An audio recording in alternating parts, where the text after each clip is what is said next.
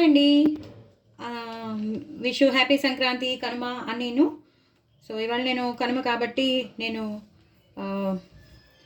గారెలు వేస్తున్నాను, మసాలా గారెలు. నేను నూనె పెట్టేసుకున్నాను, అలాగే పిండి రుబ్బేసుకున్నాను. పిండిలో చక్కగా ఉల్లిపాయలు, పచ్చిమిరపకాయలు, అలాగే కొత్తిమీర, కరివేపాకు ఇవి వేసేసాను. అలాగే కొంచెం పిండిలో నేను గ్రైండ్ చేసేటప్పుడు అల్లం పచ్చిమిర్చి కూడా గ్రైండ్ చేసి వేసాను. చాలా చాలా బాగుంటాయండి.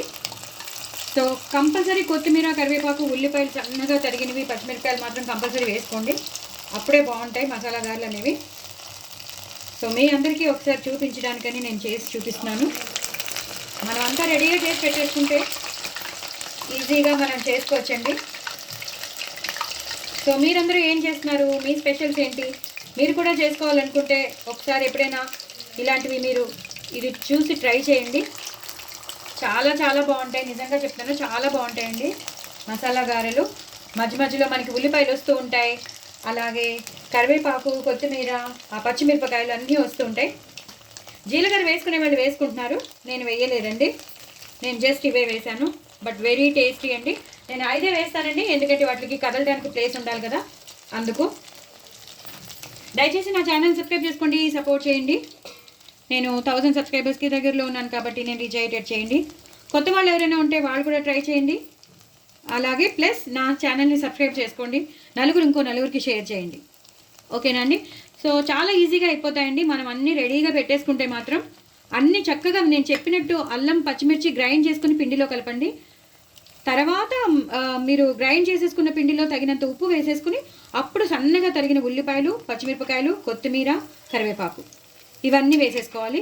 చాలా తొందర పడద్దండి, బట్ నీట్గా అవే వచ్చేస్తాయి. మనం కొంచెం ఓపిక పడితే అవే వచ్చేస్తాయి, మనం తిప్పేసుకోవడానికి ఈజీగా ఉంటుంది. చూసారు కదా, చాలా చాలా టేస్టీగా ఉంటాయి. చక్కగా సాంబార్ చేసుకోవచ్చు. నేనైతే టమాటో చట్నీ చేస్తాను, మా ఇంట్లో టమాటో చట్నీ ఎప్పుడు అవైలబుల్గా ఉంటుంది కాబట్టి ప్రాబ్లం లేదు. టమాటో చట్నీ కాకపోతే పల్లి చట్నీ చేసుకోవచ్చు, కొబ్బరి చట్నీ చేసుకోవచ్చు, దేంట్లో అల్లం పచ్చడి చేసుకోవచ్చు. చాలా చాలా ఈజీగా చేసేసుకోవచ్చు. నేను అన్ని పచ్చళ్ళు చూపించాను, యూట్యూబ్లో ఒకసారి ఫాలో అవ్వండి. అన్నీ ఉంటాయి నావి పచ్చళ్ళు, బోల్డ్ చట్నీస్ ఉంటాయి నావి.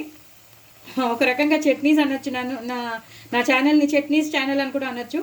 అన్ని పచ్చళ్ళు ఉంటాయి నా దాంట్లో. సో ఇలా చక్కగా చూసారు కదా ఎంత ఎర్రగా వచ్చేస్తున్నాయో, ఎంత బాగా వేగుతున్నాయో చూసారా. సో మీరు తప్పకుండా ట్రై చేసి నా కామెంట్ బాక్స్లో పెట్టండి. ఉల్లిపాయలు మాత్రం ఎక్కువ వేసుకోండి, కొత్తిమీర, కరివేపాకు చక్కగా సన్నగా తరిగి వేసుకోండి, పచ్చిమిరపకాయలు సన్నగా తరిగి వేసుకోండి. హోటల్ ఎందుకు పనికిరాదు, మనం కొంచెం పేషెన్స్ ఉండి, మనకు కొంచెం ఓపిక ఉండి మనం చేసేస్తే మాత్రం హోటల్ ఎందుకు పనికిరావు. నేను ఎలాంటి సోడా వేయలేదండి, వాటిలంతట అవే చక్కగా ఉబ్బుకుని వస్తున్నాయి. చూసారా ఎంత బాగా స్పాంజీగా వస్తున్నాయి చూసారా. సో ఇలా చేసేసుకోవాలండి.